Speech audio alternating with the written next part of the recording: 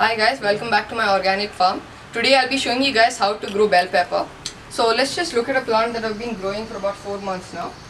So you can see that there are quite a few bell peppers that have come. I'll just be harvesting them. So this is a completely organic plant.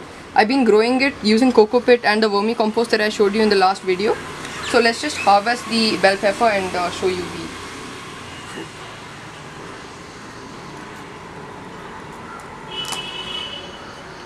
One bell pepper here.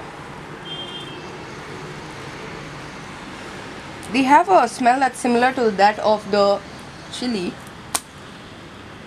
because they belong to the same family. So they're not too big, they're not as big as the ones that you'd normally see because they're organic. Just pull this out. You have to be quite careful because the plant is very fragile. That's why we put a stick so that it holds on to the stick and doesn't fall off. There. Just cut off the last one. So we can expect about 3 to 4 harvests from this plant. So this is the first harvest that we've got. And you can see that there are some flowers that are coming out. And these flowers slowly grow into the fruits that we have here. They've not yet bloomed yet, so that's still there. So this took about 4 months to grow. So I'll show you how to grow this bell pepper now. So to grow bell pepper, you need these 4 items in your pot. So first you need the pot, and you need some jelly, some stone jelly. You need some sand, some vermicompost, and some coco pit. So we're using the jelly because it allows the water to easily seep out of the pot when there's excess water in it, and also it doesn't allow the sand to get out of it from under the pot. It's going to be our base. The sand will be right above it. The sand will loosen the soil a little bit, and also the sand will allow the water again to seep out a little easily, and it won't be like the pebble. It will have a similar role to the pebble. So here we have the vermicompost. The vermicompost is put here mainly because it has very good amount of nutrients. We are going to use it as a substitute for the soil. Good amount of nutrients, and this is the same vermicompost that I showed you in the last video. And here I have some coco pit. So we are using the coco pit mainly because it retains the water. It's the summer season now, so the water gets easily evaporated through the pot. So by using the coco pit, it absorbs the water and does not allow the water to go through to get evaporated. So first, now we have this pot. For the base, we'll be taking some jelly. So let's just take just about an inch or an inch and a half.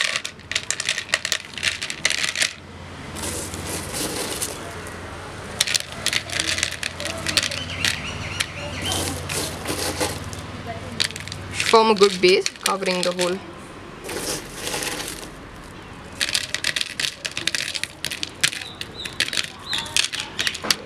Yeah, that should be good enough. Now I'll take some sand right above it.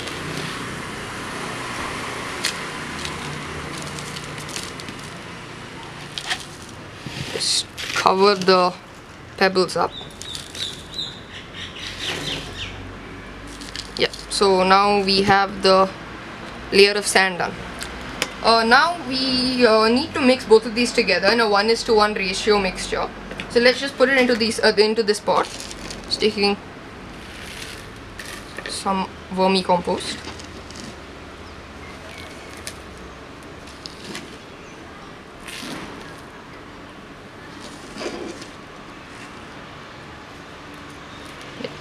So that's enough vermicompost. Now we take some coco pit. Coco pit is very important because, like I told you, it holds the water. In the summer months, without coco pit, it's very difficult to grow the plants. The plants don't grow well.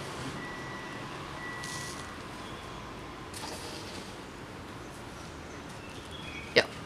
So now we just mix it up so that we get an even mixture. Now the vermicompost that I have here, it's not exact. Most people usually sieve the vermicompost so that they get a fine mixture. But I'm trying to leave it like this. I like it this way. I'm just leaving it like that with small blocks of the vermicompost. So now once we have this mixed up, we get a mixture that looks somewhat like this. Now we just need to put this mixture in. Make sure that you don't cover the whole mixture up. You don't cover the whole pot up with the mixture, sorry.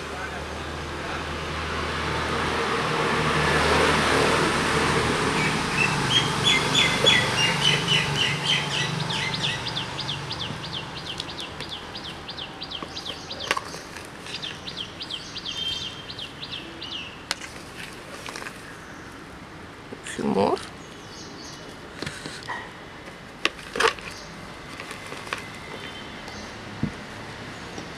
Yeah, so we have it here. So we need to keep the mixture up till this point.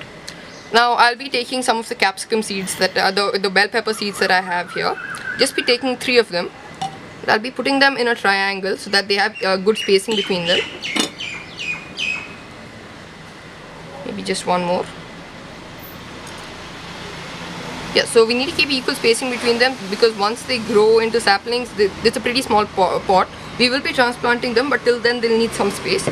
Now we shouldn't keep too. We need to keep a little bit of mixture over the seeds so that they get shielded from the sunlight. But make sure that you don't put too much, not more than 1.5 inches above the seeds, because if you keep it too much above the seeds, the plants don't. It takes a longer time for the seeds to germinate because they need to come over the soil.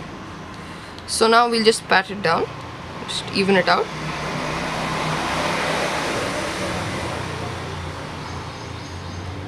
Yeah. So this is done. So this is how you will make the pot first for it to germinate. I'll just take some water now and I'll just pour it.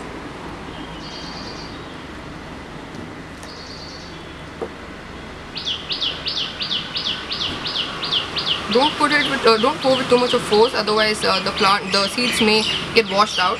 And make sure not to pour too much of water either, because if you pour too much of water, the seeds might get fungus and eventually die, so they won't germinate. So make sure that you don't pour too much, just keep the soil moist.